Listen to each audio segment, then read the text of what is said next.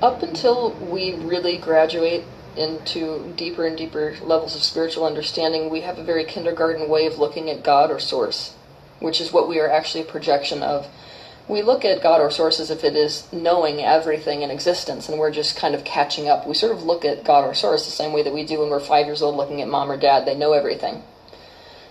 That's not the case. So when you progress in your spiritual awareness, one of the most shocking things to realize is that Source itself has a subconscious mind. It has what it doesn't know that it doesn't know.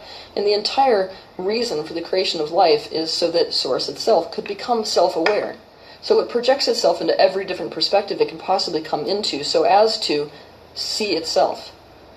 And that is the point of life. And so right now we are exploring the shadow of Source consciousness. And the shadow of Source consciousness is every negative thing you could possibly imagine on the planet today.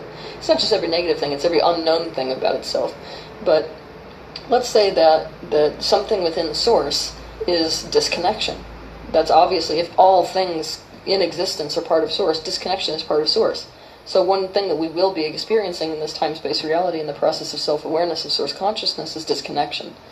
So we would opt into that type of an experience, or you would see that experience played out because it's part of who we are, and then by becoming conscious of it, we then arrive at a choice point. When a human being or any living being arrives at a choice point, that is actually Source consciousness arriving at a choice point. Kind of like, it's the same with us. When we become conscious of something we were subconscious of, we are now at a choice point where we can consciously choose to maintain that way of being or to get out of it. And so right now, many of the beings in the universe are incarnating into these dysfunctional households through the understanding that will force them into a choice point in terms of how relationships should go, or whether they're going to choose back into oneness or choose singularity, identity, and separation.